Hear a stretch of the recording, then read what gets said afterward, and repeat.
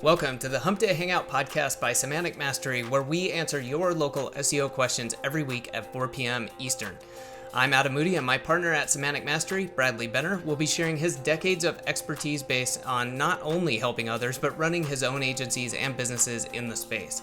If you'd like to join us live on YouTube each week, just go to www.semanticmastery.com/HDHO at 4 p.m. Eastern on Wednesdays. If you'd like to ask a question ahead of time, go to the same link, www.semanticmastery.com/HDHO at any time and submit it there. Don't forget, you can get the Semantic Mastery Local SEO Toolkit for free at the same URL. Okay, let's get going with this episode. Hello and welcome to Hump Day Hangout on the 22nd of October 2025, and this is episode 569. Glad everyone is here, and we have a great session today. I'm sitting at the moment in Austria. Adam is traveling somewhere, I think in Asia. Running in the woods. Yeah, as usual. And Bradley is as well here. So welcome, Bradley, today. What's up, man? Nothing much. Pretty good here. Yeah. Let's jump straight into announcements. Do we have anything special today? Just the local mastery newsletter. We've got I think that's localmastery.semanticmastery.com. Let me just double check that before we move on. Local mastery. Sorry, I'm not usually the one that drops these. Localmastery.semanticmastery.com. That's our newsletter. Very inexpensive. I think it's $29 a month or $250 for a year. Very actionable. Guys, just so you know, the newsletter is actually essentially the newsletter is we use AI to kind of summarize the webinars that I do every Thursday. And that's how we keep our content current in the mastermind is every single Thursday I do a webinar or a meeting. So every 2 weeks I do a webinar, which is kind of a traditional webinar where, it's an hour and a half, 2 hours long typically. And that's where I'm doing kind of training of stuff that I want to train about or stuff that people in the mastermind have asked me to train about, to do a lesson on. And then the other Thursdays are the Build with Bradley meeting, which is a discussion group. It's usually an hour. It's supposed to be an hour. Sometimes they go a little bit longer. But in any case, those are always good because that's an actual discussion between other members of the group and I. So it's good because we get, differing opinions and all that kind of stuff. And those are always really fun. I enjoy those. But in any case, the Local Mastery newsletter is just where we've summarized those, and then we put them in newsletter format, and then I manually review every one of them. And so every single week I review the newsletter that was derived from the webinar, or from the Thursday webinar that I host. And so they're very actionable. I mean, it's really, really good. I wish to hell I would have had something like this years ago while I was kind of developing my own processes and my own knowledge, et cetera, because I understand a lot of busy people. I'm one of them. Like I join groups and training programs and stuff. And a lot of the times I don't have the time to go through all the training videos and stuff. And so I'll put them on 1.5 or 2 times speed and try to go through stuff, use AI to summarize stuff now to extract the main points so that I don't have to spend all that time actually watching the videos and trying to consume that content. So that's what the newsletter's for. It's a way for those that don't have the time to invest in the or the desire, the time or the desire to spend a lot of time watching videos in the mastermind. The newsletter is available. It also kind of distills or summarizes the main points and the actionable items from each of the webinars into a, kind of a format that is usable so that you can read it, digest it, and then implement very quickly. And so I'd encourage everybody to check it out. It's a really good, every week when I review these newsletters, before we, to approve for publishing or make any revisions or whatever, I'm really impressed with how well they are done. I think they come out really, really well. And again, you can consume basically what we spend either an hour to 2 hours in a video webinar. You can consume it in 15 to 20 minutes. And again, it's very actionable. So go check it out, guys. Very inexpensive, but it's a great way to kind of stay plugged in and what's currently working in local search, without having to spend a lot of time watching videos. So Sweet. Good stuff. Okay, what else we got? Anything else? I think that's it on mine. Okay, beautiful. Let's drop the link in chat. Did you already do that by chance? I didn't look. No, not yet. Okay, let me grab that. I'll drop that in chat and we'll move. We're 3 weeks away from our 11-year anniversary. Do you know that? Yeah. 3 weeks. Local Mastery newsletter.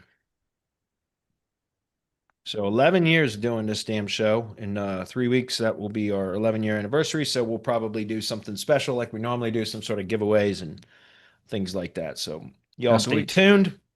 In order to win something, you have to be present on the anniversary show, though. So, all right. We don't have a lot of questions. We have a handful. So let me pull these up really quickly and then we'll roll through what we Yeah, pretty sure can. some live questions will show up as well, so quite good.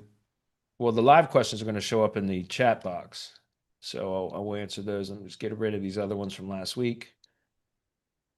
And then we'll proceed. And if we can wrap, we have to wrap up early. That's perfectly okay with me because I'm super tied up doing a ton of AI development stuff, kind of managing stuff. I don't want to do it myself anymore. I've determined I do not want to do AI development on my own. Like I like working with AI and chatting with it and getting ideas and things like that. But as far as actually building the agents and all that, I don't want to do it. Honest to God, I spent up 3 weeks messing around with doing AI agent and workflow development. And I realized I don't want to do that shit. I want to stay on the higher level, come up with concepts, validate the concepts, make sure there's, monetizable, there's demand for it, and then create the kind of project brief and then assign that to my dev team and just say, go build this. Once it's built, then you can show me how it works. You know what I mean? And that's what I started doing. And so I spent some time working with some AI to try to develop some reusable project briefs for AI development project briefs. So now I have a nice clean template that I can use. And I already went through this entire process once in just the last week since I made this. I just made this decision at the beginning of last week where I said, I'm done. I don't want to do the AI development myself anymore. Like, I don't want to even try. I just don't have the bandwidth for it. And it's frustrating, to be honest with you. And I just don't want to do it. I want to stay on the higher level side of things. And um, so I reached out to my executive assistant, Hazel, who runs a staffing agency, who has now got an AI dev team, which is where I've, basically bringing all of my AI work over to them, and they're going to be like. And so anyway, long story short, they've been doing two different AI dev projects for me already that they've been working on. One is a content syndication syndication app. The second one is an app that we're using specifically for the directory hybrid agency process, the listing delivery kind of booking process, which uses AI outbound voice calls to actually book appointments with contacts that have submitted their listing to the directory or responded to our cold outreach or whatever. Anyway, they were doing two kind of dev projects for me originally. And then when I met Hazel in Roanoke, Virginia, she'd been working for me for 10 years and I never met her in person. And we actually met a few months ago. And she said that she was looking at doing some kind of JV joint venture agreements or rev share agreements with her AI dev division. So like, in other words, she wants to have some sort of either an equity stake in businesses where they're the developers, so they have an equity stake in the business, percentage of ownership, or a revenue share or joint venture agreement type of a monetization model. And so basically, I went through and developed this AI project brief template that I can use so that when I come up with ideas, validate them, et cetera, then I can fill out this dev project brief template or the project brief, excuse me, submit it to the AI dev team and say, can you guys do this? Here's the brief. Let them review it, tell me what they think, provide their feedback.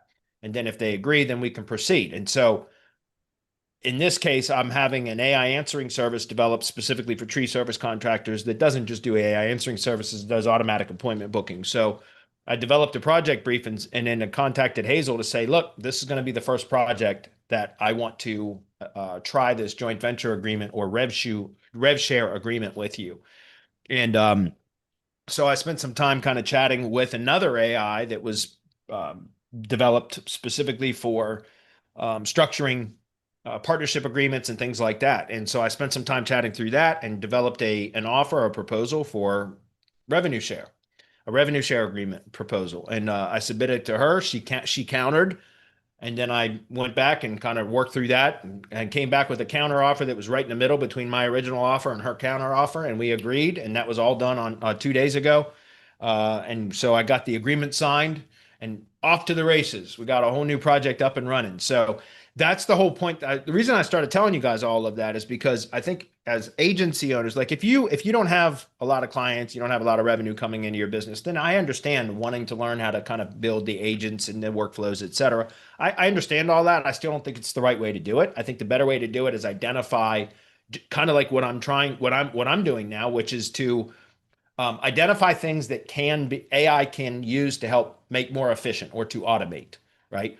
Once you've identified something, validate it. Make sure that there's going to be a demand for it and it's monetizable. Well, how do you do that? Well, first of all, have conversations with business owners in whatever industry you've selected. I highly encourage you to select one industry, but find out like boring stuff that's part of the like business operation things that they have to do in their business on a regular basis, or maybe it might not even be fully regular, but something that might take a lot of time when they do have to do it. Anything like those are the kind of things that you should automate first, or things that take a significant amount of time to complete. Recurring things are always good to automate first because those are things that are going to they use even if it's just a little bit of time. It's recurring, so it's constantly using time. But also big kind of tasks that require a lot of attention or a lot of resources, a lot of personnel, those types of things. They're harder to automate, but those also are going to have the highest return on the investment of building those applications because they'll provide so much more kind of you're buying back your time essentially, so to speak. And so, I think that the best way to kind of proceed with all this stuff right now is to identify these kind of like boring tasks or business processes that are either repetitive or require a lot of time, and then figure out how to automate those. Right. And by the way, you can just use AI to ask how to automate it. Like describe the business process and where there are inefficiencies or bottlenecks or things that, where there's friction throughout that process. And you just describe the process. You can take screenshots of things, all of that, and feed it to the AI and say, like, help me work through this. Help me to, how do I go about starting to automate this? Right. And allow the AI to work through it. That, man, I'm telling you, that's where the money is right now, guys. It's all in about, not coming up with the super sexy, flashy stuff that, that's really cool and all that, but just the really boring stuff in people's businesses or in particular industries that you can develop solutions to make their business operate more smoothly, more efficiently, with less overhead, et cetera. If you understand that, I think that's really where the opportunity lies. And you don't have to be the one that learns how to do them. So like I just mentioned a moment ago, instead of learning how to build it yourself, if you can identify these opportunities, confirm that there's going to be demand and it's monetizable, how do you do that? You ask questions. You ask business owners in whatever industry, once you've identified, so first of all, just have discovery calls, right? Have discovery calls with business owners in whatever industry you think you want to work in and ask them, find out what are some of the repetitive, just do discovery calls where you're not trying to sell them a damn thing. Say, and be honest about it. Say, look, I'm scheduling calls with business owners in your industry so that I can develop some solutions using AI to help automate, make more efficient, cost less, et cetera. Right? What are some of the things in your business, your day-to-day operations or recurring tasks or whatever? What are parts of your business currently that give you heartburn, right?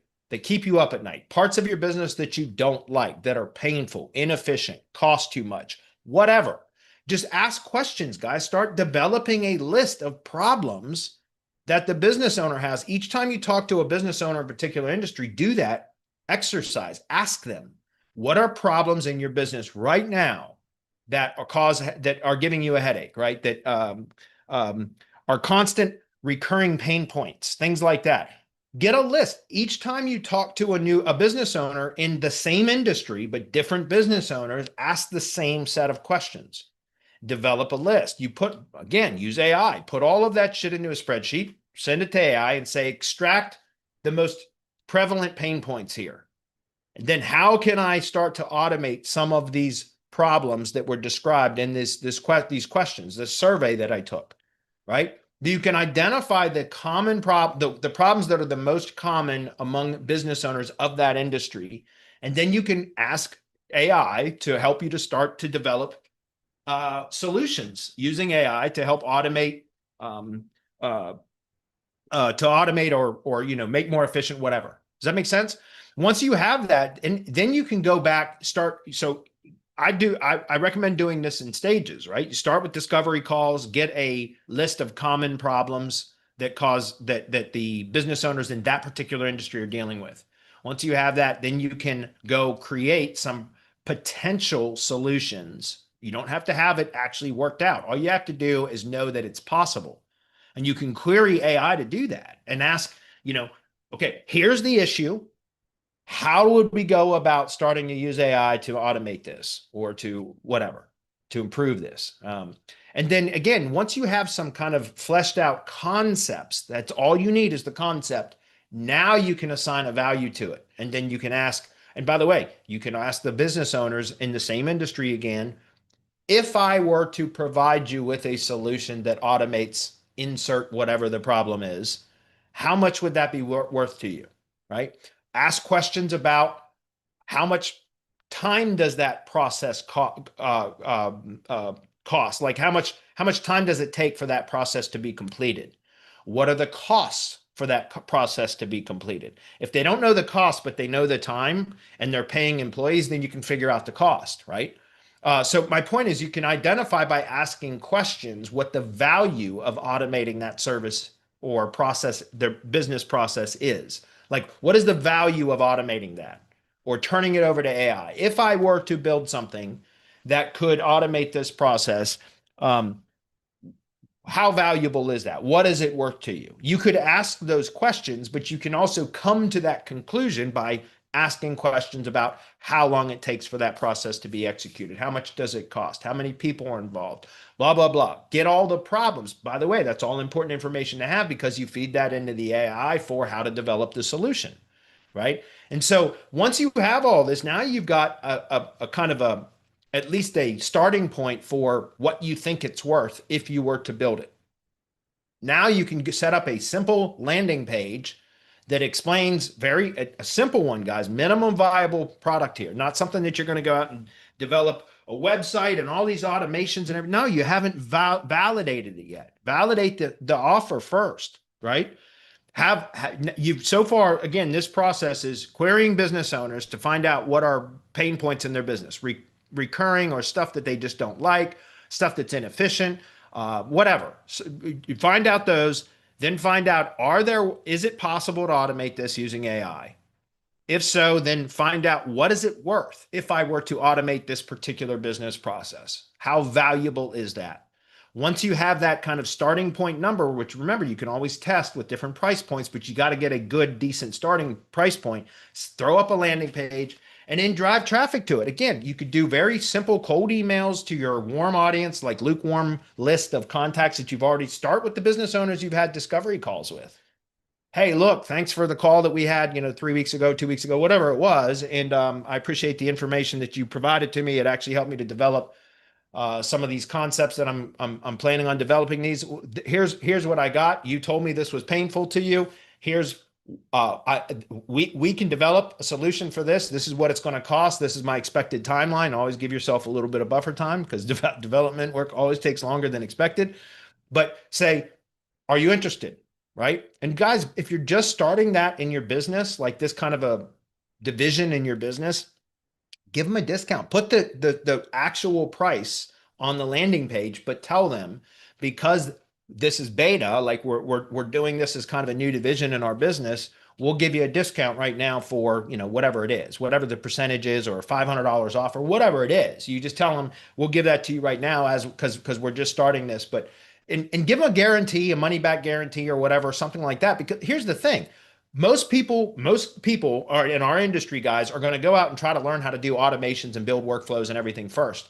And they're going to spend all this time learning how to build all these things before they ever determine whether it's monetizable or not, or if they're going to be able to sell it or anything else. So this flips it on its head, right? You're basically saying, I'm going to go out and do all the setup work to first determine if there's interest and if I can generate revenue from this concept before I even learn how to build it, right? Just need to validate, confirm that it's doable. And once it's doable, start taking orders, right?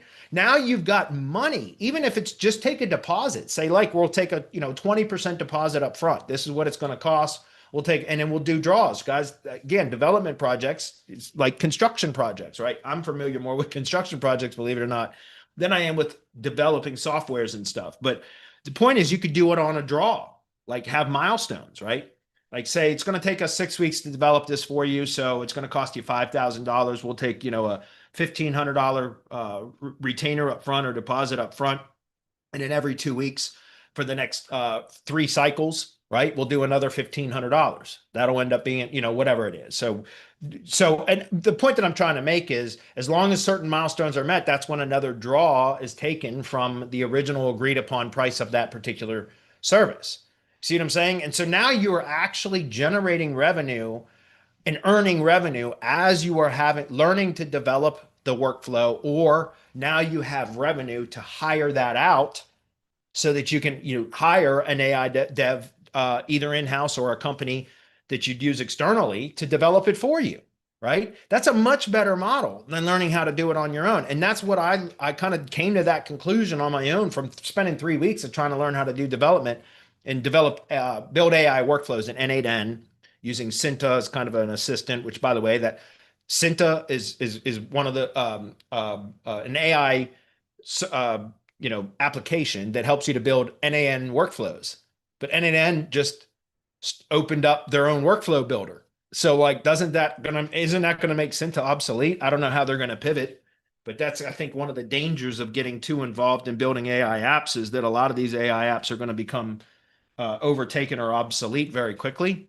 Like ChatGPT just coming out with like their whole, what they called it, agent kit, right? Which is like everything all under one kind of dashboard. And so a lot of people are saying it's going to be like ChatGPT with their agent kit is almost like the Apple ecosystem, in that everything is under one umbrella, but it's a closed system, right? It doesn't integrate really nicely with a lot of external and all that. Anyway, all I'm trying to say is I think the best opportunity right now for local marketing in this AI revolution, right, is that we, identify these things, figure out how to monetize it, make sure there's demand, and then start selling it.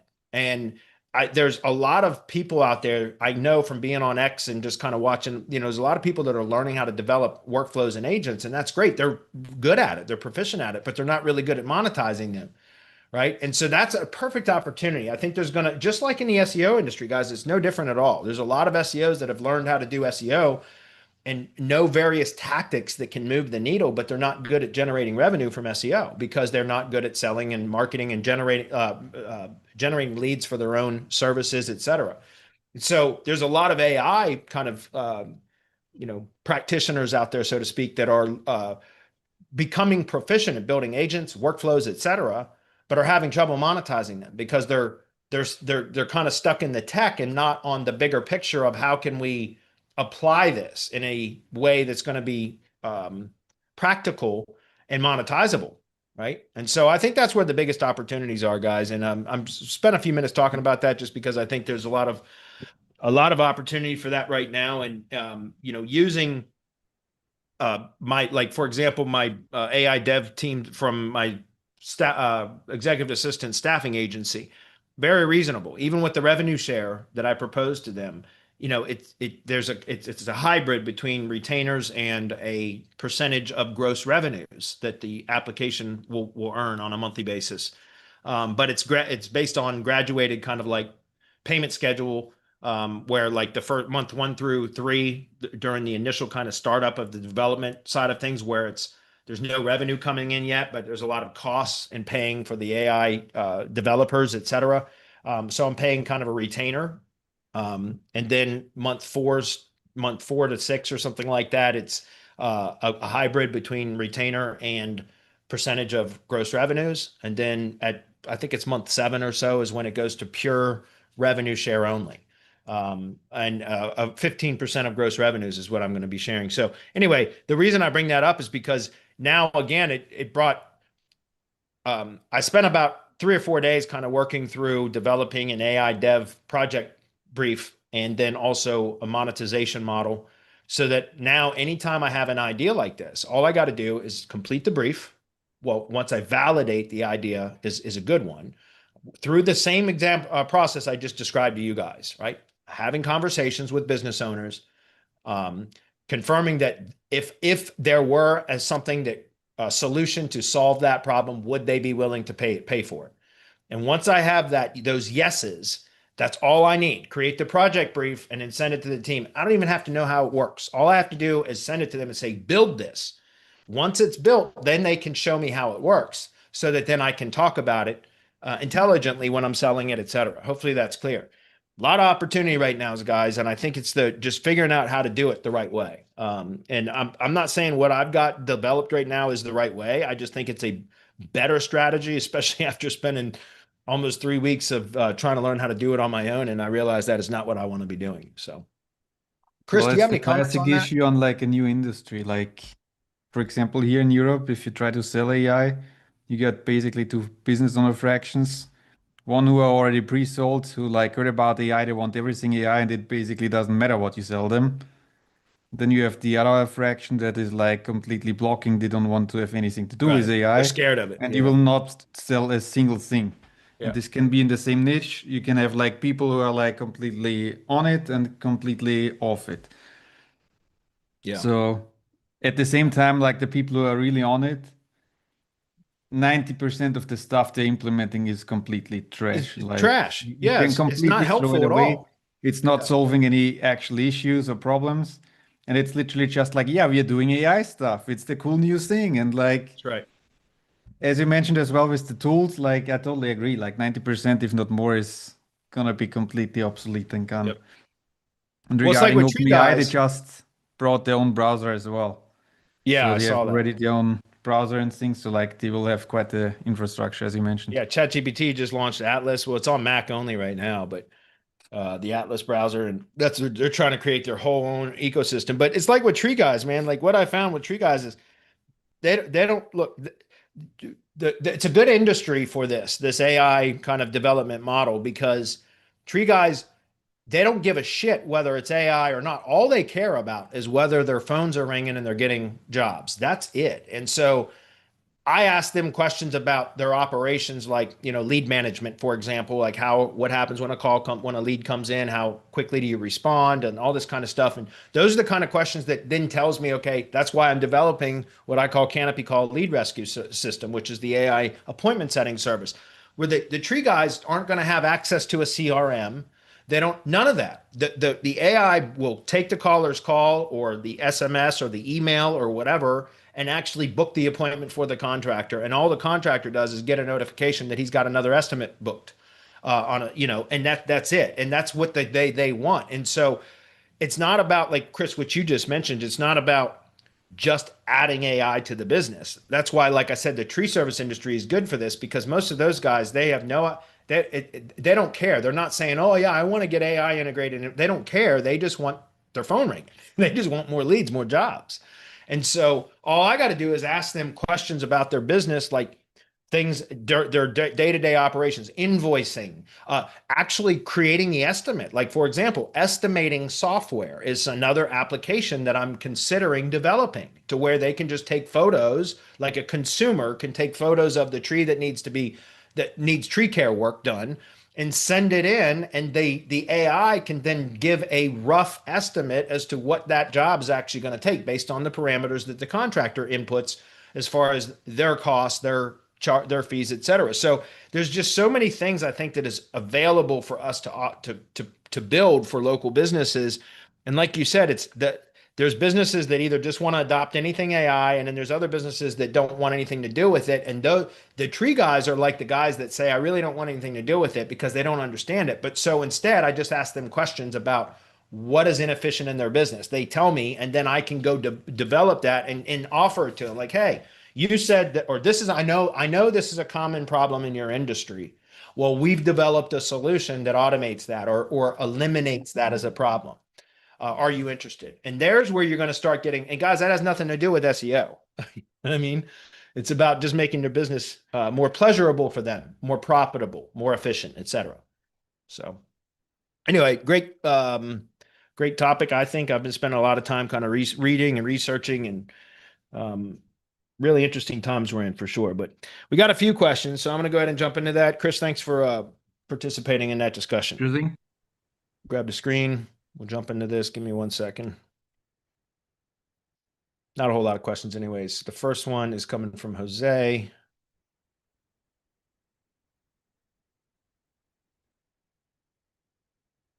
Okay.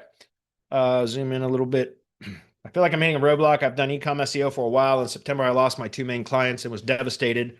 Today, I read that ChatGPT is driving 20% of Walmart's referral traffic in the news. Should I switch to AI optimization? I think you should include AI optimization, Jose, not just switch to it.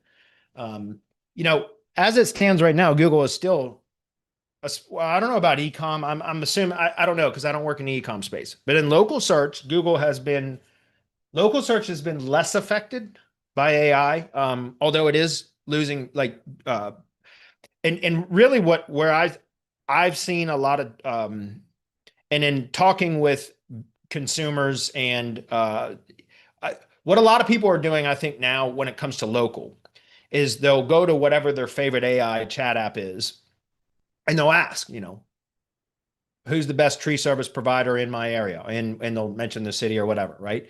And then they'll get some recommendations in AI, or whatever the AI returns as, these are whatever the search results are, suggested results, whatever, from the AI chat.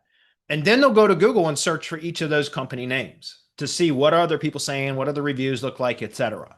Right. And so it's kind of, Google has not lost a lot of, at least on local search, has not lost a lot of market share, but the search behavior of consumers has changed a bit to where it's more of a two-step process. So branded searches are becoming, I think, not becoming, I mean, I've been saying for years that branding is critically important for SEO, but I think it's even more important now than ever, because if by the way, what is branding? Branding is publishing content in multimedia format that is always referencing the brand and creating associations between the brand and the products or services it provides and the locations in which it provides them, right? So by focusing on branding, you can get into AI search when people are searching for stuff that would be relevant to the business that you're promoting. But then number two, if you are doing SEO properly, like traditional SEO, not AI SEO, but traditional SEO, then when somebody does a brand search, once the AI has recommended particular specific brands for whatever the query was, and then the consumer goes to Google then and then searches each one of those brands individually, you want the branded search to come back looking stronger than everybody else's. And so that's a hybrid. It's a both traditional AI or traditional search, excuse me, traditional local search and AI search. And that's where I think the biggest opportunity is for SEOs right now, is to kind of do a hybrid between both optimizing for AI, which is really about branding and content, and being kind of prolific about publishing content across different media formats, across as many platforms as possible, preferably higher authority platforms, et cetera. Press releases are great for this, stuff like that. But then also optimizing the brand for brand search. I think it's important to still optimize for keyword search, although it's not a keyword-based algorithm anymore, but still optimize for keyword search so that people that are still not using AI yet for chat can still find the company through discovery type searches in Google or whatever their search engine is, but still primarily Google. But optimizing that brand search will also improve, keyword search, those types of searches for a company too. So I think branding is the most important thing right now in both traditional SEO and AI search. And if you do that well, you stand a much better chance to perform well in both search, kind of venues, so to speak, if that's clear. All right. I wouldn't say switch entirely because Google's not dead yet. And Google's going to just evolve into kind of more of an AI. That's what I almost guarantee AI mode is going to be forced upon us very soon, to where they're going to get rid of traditional search. I kind of expect that to happen. Don't know how soon, but fairly soon. So I think we should be optimizing for both, really, not one or the other.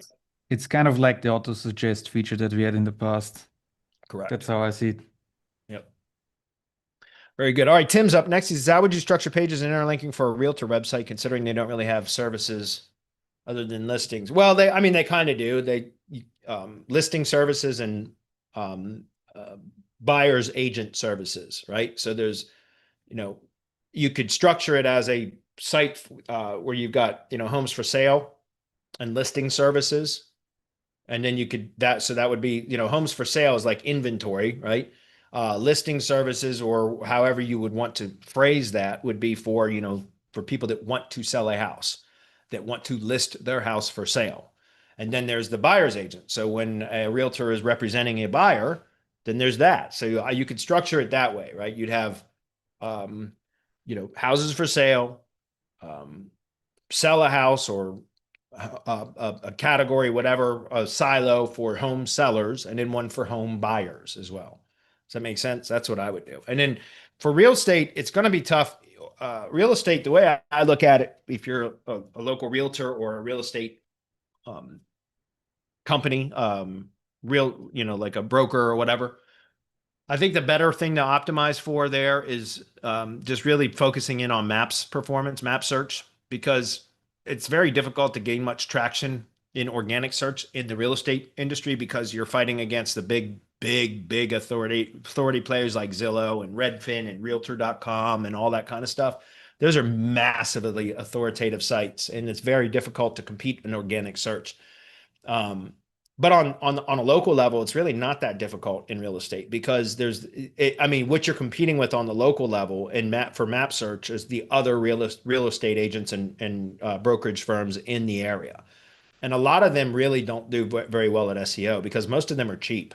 Like, no shit. I know I've done real estate multiple times throughout my own career, like as a side business. I did it full time for about 3 years when I was a lot younger, but I bought and sold real estate, flipped real estate. And so, but then I've been doing digital marketing for 15 years. And so because I did real estate for my own, I used to flip houses, and then I did just vacant land flipping for a couple of years between 2019 and 2021. I did that, bought and sold like 35 properties, et cetera. But so I've dealt with a lot of realtors over the years. And because of my marketing, digital marketing agency, there's been times where I've tried to sell marketing service to realtors. And most of the time they're very cheap. They're just only the most successful realtors spend a lot of money on marketing and advertising.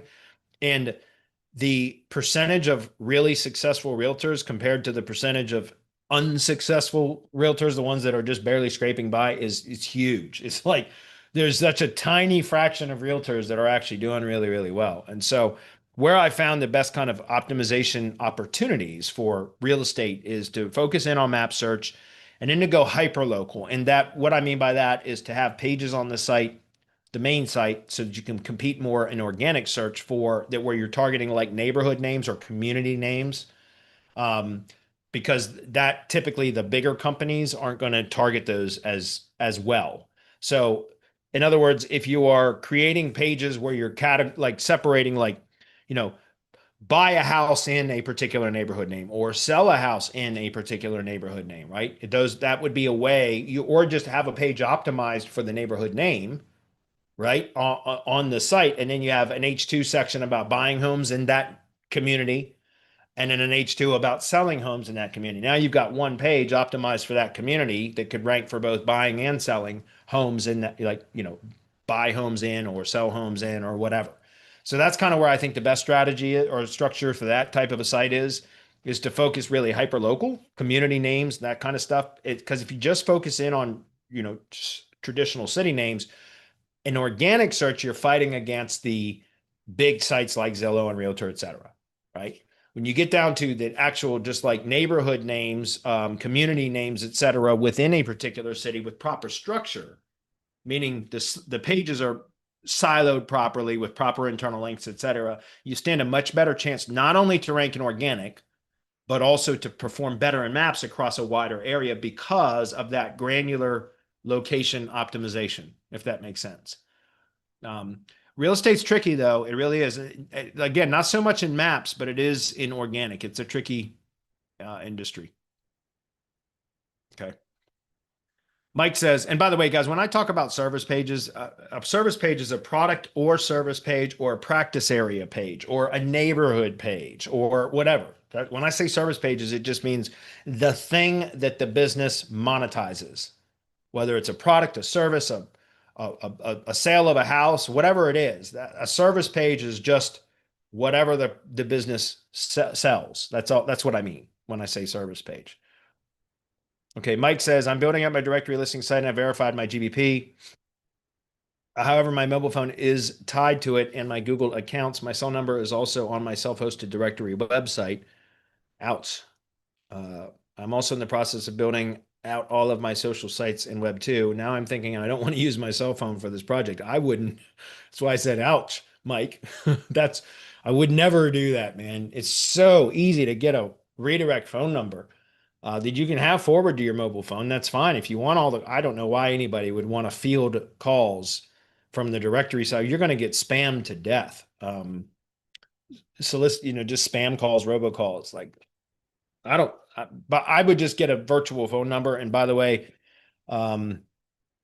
you can use, like, if you're using High Level, you have AI employee in High Level. They have inbound voice agents. So you can set up a voicemail, or excuse me, an inbound voice agent for whatever phone number you connect to your directory and all of your social medias and everything, and basically create an AI receptionist for your brand, your directory brand.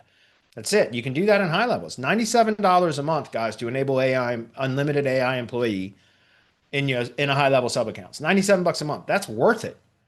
I pay $97 a month just to not have my phone ring all the time. You know what I mean? Because it's distracting. It's irritating. So I would set up an AI voice agent inside High Level. I'm assuming you use High Level, Mike. If not, maybe perhaps you would, but you could get an AI receptionist out externally without using High Level if you don't use High Level. There's external sources that do it. I know because I've done a ton of research to look to see what others are doing because I'm developing my own specifically for tree service contractors. That makes sense. An AI reception, but not just a receptionist, one that does automatic appointment booking, et cetera, based upon logistics. It's not just a answering service, what I'm developing. It's a hands-off service for tree guys to just get booked appointments, like no CRM, nothing. They've got nothing to learn, nothing to log into, nothing. They just give us their calendar and we work it out for them and just book appointments for them, right? AI does all of that, and we're developing that inside of High Level right now using AI's AI employee in High Level. Okay. So yeah, get a redirect phone number, a forwarding phone number, and use that. And again, if you're using High Level, you just issue a phone number right from within the sub account. And then that phone number now, especially if you're using High Level, now anytime somebody calls, texts, any of that to that phone number, you have full records of all interactions with any caller or texter or any engagements with that phone number, you have full context of, kept track of 100%, right? Which makes that's valuable in itself, in my opinion, because you can kind of judge the temperature of contacts based upon how many times they interact with the phone, the SMS, whatever, right? So anyway, I don't want to use my cell phone for this project. I want to use a different local one for NAP socials, Web 2, press release, etc. What is your process for obtaining local phone numbers for your directory site? It's all done through High Level and Felling Pro. Yep, again, all through High Level. Also, I just recently signed up again for the mastermind. And is there an SOP for this? Yes, just very quickly for the benefit of you. Here, we'll go over here. This is the mastermind. If you go into the SOP section right here, and you look at the DHA SOPs, that's Directory Hybrid Agency SOPs, there they are. The Directory CRM SOP, that's this one right there. That is the SOP for setting up the sub account for your directory inside of High Level. So for your directory and agency, that is the Directory CRM or High Level Agency SOP is for how you set up, and it's got a snapshot that's pre-configured with all of this stuff already built into it, if that makes sense. And that's in the SOP there. So that, it's very thorough, very thorough. Okay. Matter of fact, let's take a quick look at that. Give me 1 second.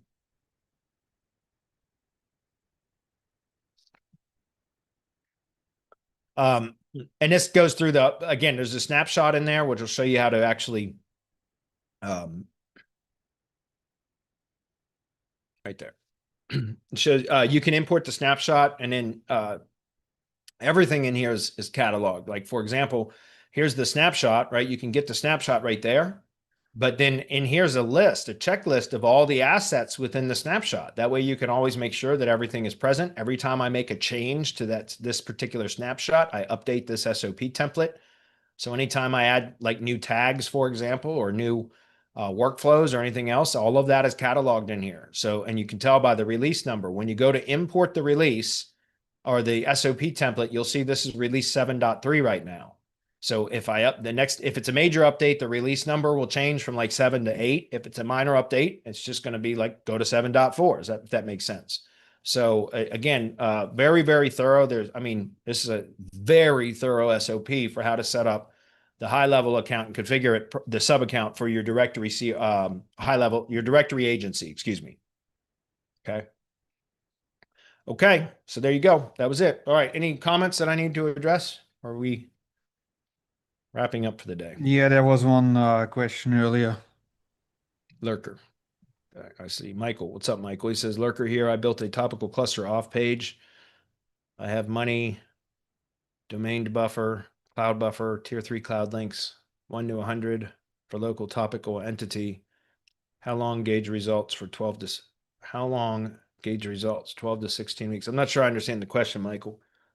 And honestly, I can't answer how long to see results without looking at the competition. Like the quantity of signals that you applied to that campaign means nothing to me. And I'm not trying to be rude or shitty to you, Michael. I hope you understand that. But describing the quantity of signals that you sent to a campaign means absolutely nothing to me, because what is that in comparison to, right? What is that relative to, right? Those signals mean nothing without looking at what are the other top ranked competitors doing? Are these comparable signals? Have they exceeded those? Or is it less? I don't know. Without having a benchmark like to compare it to, I have nothing like those. That means nothing to me. And just, again, I'm not trying to pick on you. It just doesn't mean anything. That's why we do competitive link analysis, just for your benefit, Michael, in case you're unaware of this. If you go over to our YouTube channel, give me 1 second. Where do I get your channel? Right there. If you go to the search function from our YouTube channel and just search for competitive, let's see, competitive link analysis, just search for that. You'll see it comes up. This one, competitive link analysis for local SEO. Just follow that training. It's an hour and 8 minutes long. Watch it on 1.5 speed if you want to. There, if we go click into this, we pause it real quick. You'll see right here is the Google Doc that you first click that. That's going to, let me just show you. It's going to prompt you to make a copy of that or to import a copy into your Google Drive account. Once you do, keep the copy, then download a version of it as an Excel file so that you can open that up on your desktop, okay, as an Excel file, not a Google Sheet. It's important. It has to be Excel, okay? Once you have opened it up as an Excel file, then you're going to go get SEO Tools for Excel, which is a plugin for Excel. And it's a paid plugin, but they have some free modules, and you're going to be using the Majestic module, the Majestic SEO module, which is part of the SEO Tools for Excel, and it's free to use it, but you have to have a paid Majestic account. But they have Majestic Lite. Majestic Lite is only $49 a month. So if you go watch this training, use that spreadsheet, and integrate the Majestic SEO Tools for Excel, you can do all of your competition analysis right within Excel. And I teach you exactly how to do that right here. And then the data that you provided here would be relevant or valuable, because then you could compare these signals to what the other top ranked competitors are doing. Plus, this data also provides you with very specific, let me pause the screen for a minute so I can just demonstrate this.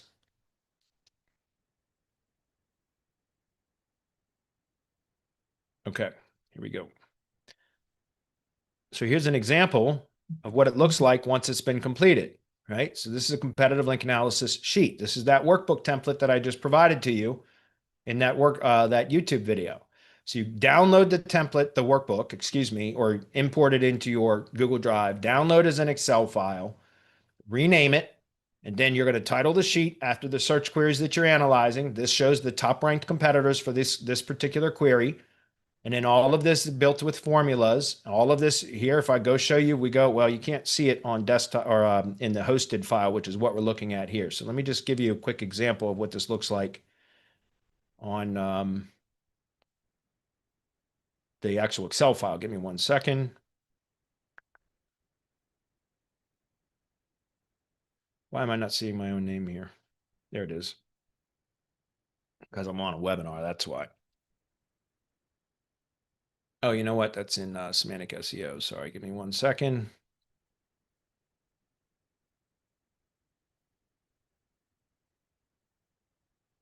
Oops.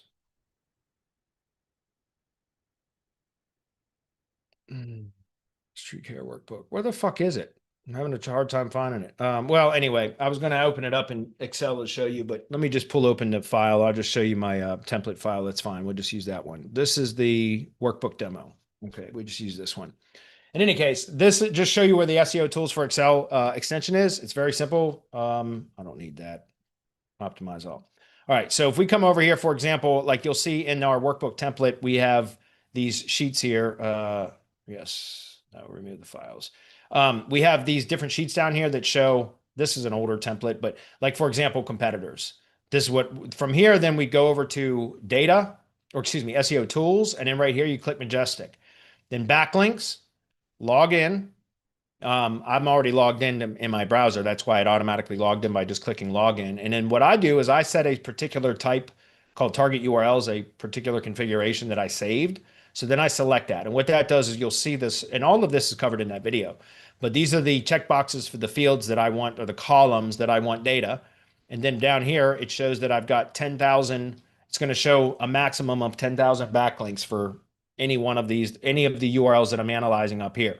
Then we go analyze the top ranked competitors based upon a localized search using a geolocated browser. You identify the top ranked competitors. You plug the URLs in here, but not just one. So for each competitor, you run this process where you take the page URL that is ranking for that search query, and you're going to want to modify that page URL, that specific URL, to the 4 potential versions of it, right? Think about that. HTTP, HTTPS, and in both of those versions with and without www, right? So that's a total of 4 URL versions for each page URL that is ranking in the search results. That's what you put in this box here, all 4 versions of that URL, because you want to get a total link profile analysis to any versions of those URLs, of that page URL, because all of those, if the hosting is set up and configured properly, all of those other page URLs that whatever the versions they are, HTTP, HTTPS, with or without www, they should all resolve to whatever the most current version is, meaning they should all redirect to whatever the most current version is. Therefore, any backlinks pointing to the other versions of the URL are going to be still redirected to whatever the current version is. So you need to get a full backlink profile analysis to the page URL for all versions of that page URL. And that's what we do in this process. And then once we complete all that data, we then classify each of the anchor texts into one of 5 anchor text types or categories, which is what we show right here. And this is as it relates to local. Plug all that data into here for each of the campaigns, and you see these are formulas that provide the averages. Now you know the number of links that you can build to a particular page before exceeding the average number of links. So you got the quantity-based metrics. You know which anchor text to be using when building links to that page, the target page, because you know that you want to model the anchor text ratio of the top ranked competitors. Google's already rewarding these page URLs with top ranking performance for this search query. So if you model what they're doing, but just with better, more relevant links, you're likely to perform better as well, right? To compete. So, and then once we get the quantity-based metrics in the anchor text requirements, which is all of that is right here in a visual, displayed in a visual way, right? And then we have over here, this is where then I go talk about I use on-page AI for this, but you can do this. I'm sure there's other tools that do this as well. But then we go ask Google to tell us what topical categories were identified on these pages, so that we now know when we're publishing content for link building to build links to this target URL, we want to make sure that the content of the link building article matches one or a combination of these categories, so that now we can achieve 100% relevance matching between the referring page and the target URL. You understand? Then now, because you have the topical categories, that Google has told us it found on these top ranked pages, then we can also look for referring domains or potential link sources that we want to publish our post onto that contains a link back to our money site, right? We can identify only referring domains that have the primary topical themes of the entire site falls into one or a combination of these categories as well. So that when we publish the post onto that domain, now we're achieving relevance matching at two levels, referring page and referring domain. But then if you use Majestic, which is why I use Majestic, because of it's not the metric that matters, but Majestic is a very accurate, it has their topical trust flow classification system, which is what categorizes external backlinks into topical categories. You understand that? That is it's quite accurate. Okay. There's flaws to it for sure, but it's quite accurate. And so Majestic's topical trust flow categories, you can identify those that align with or match up to Google's natural language categories. So now you know when you're looking at potential link sources that already meet these topical requirements, according to Google, you can look at the backlink profile of the link sources to determine and only select those link sources that already have relevant link profiles. That makes sense, right? So I just point that out because the question was, how long will I see results after applying all these signals? Don't know. I have no idea. There's no way of me being able to give you any sort of reasonable estimation on that. I have to look at the top ranked competitors and see, by the way, what anchor text are you using in all those links? And like all of that's why, again, I don't ever make any recommendations for any sort of link building or anything without looking at the data first. And this is always the first step, competitive link analysis. Okay. And you have full access to do that on your own through the training that I just provided here. Okay. Check it out. It works.